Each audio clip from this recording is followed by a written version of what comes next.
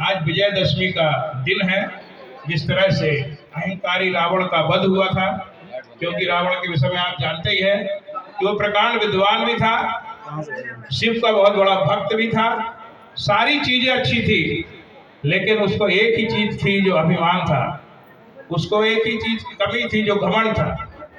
तो राजे महाराज सब चीज सहन कर सकते हैं, लेकिन ये कभी सहन नहीं करता कि ज्ञान का घमंड हो, अभिमान हो कि हम बहुत बड़े ज्ञानी हैं। रावण बहुत बड़ा ज्ञानी था, चारों वेद उसको रटे हुए थे, लेकिन जो आदमी के अंदर आते हैं लेकिन उसको समझ में नहीं आता, और उसी अभिमान के कारण आप कितने भी बड़े भक्त हो तो उस अभिमान के कारण आपको वो चीज प्राप्त नहीं होती। रास के अंदर देखा, राधा जी को अभिमान आया, कृष्ण जी से कहा कि हमको कंधे पर बिठा लो, और वो अंतर्ध्यान हो गए। तो राजी महाराज को हर चीज पसंद है, लेकिन किसी को अभिमान हो जाए वो कभी भी बर्दाश्त नहीं करते हैं। तो इसी तरह से औरंगजेब जो सारे मंदिर तोड़वा रहा था, जब शेर अफगर ने चारों ओर से घेर लिया, तब जाके राजी महाराज ने खेजड़ा मंदिर जो कल आप गए थे वहां पर तलवार भेंट की, चमत्कारिक तलवार थी,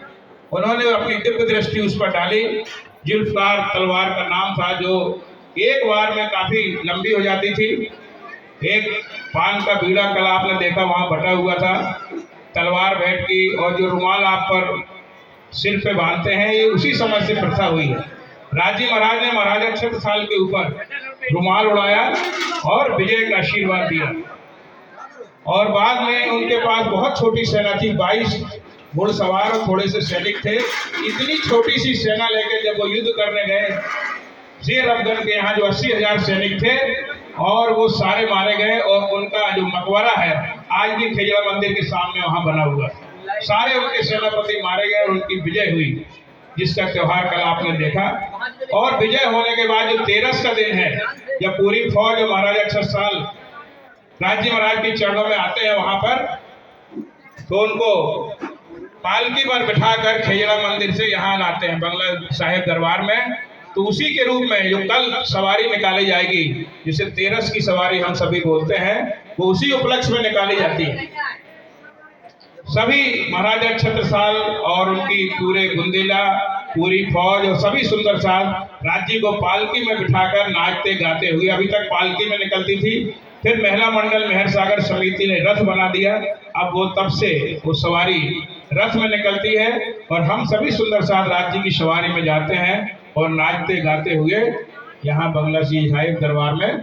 आते हैं। ये कल आप सभी देखेंगे। और 14 के दिन ये जो कलश बना है, स्वर्ण कलश, उसका अनावरण होगा, और सदगुरु धनी श्री देवचंद जी का प्रकटन महोत्सव होगा, और उसके बाद शरद पूर्णिमा महोत्सव, ये जो राजमंडल देख रहे हैं इसमें सवारी आएगी, और हम सभी उस रास का आनंद लेंगे।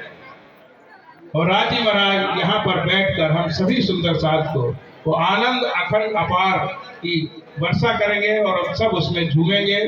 गरबा खेलेंगे, वाणी सुनेंगे, प्रवचन सुनेंगे, और जो सुंदर साथ को जिसमें भी आनंद आ जाएगा, किसी को गरबा खेलने में आनंद आ गया, समझ लीजिए कि उसकी मनोकामना पूरी हो गई। किसी को परिक्रमा देने में आनंद आ जाए, किसी को गुम्बद जी के ऊपर पाठ करने में आनंद आ जाए, दर्शन में आए, आरती में आए, तो आप यहाँ आए हैं तो अपने एक एक पल का उपयोग करिए। और कुछ अव्यवस्थाएं हैं उसको 2 दिन के लिए भूल जाइए, क्योंकि घर में तो आप एसी में रहते हैं, होटल में अच्छी व्यवस्था होती है, लेकिन ये धाम है, अगर यहाँ आपको खड़ा भी होने मिल गया तो समझ लीजिए आप बहुत सौभाग्यशाली। यहाँ पर कुछ आप लेने के लिए आए हैं, कहीं भी धाम में जाएंगे तो कोई ना कोई कष्ट तो आपको होगा ही, जितना जो कष्ट पाएगा उतना ही राज्य महाराज उस पर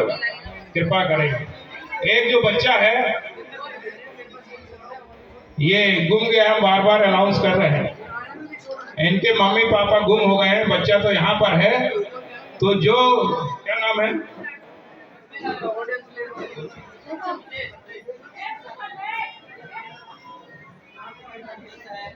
रजत नाम का एक बच्चा हुआ है, जिस किसी का भी हो मंच से आकर उसको ले जाए, ये मंच के पास बैठा हुआ है।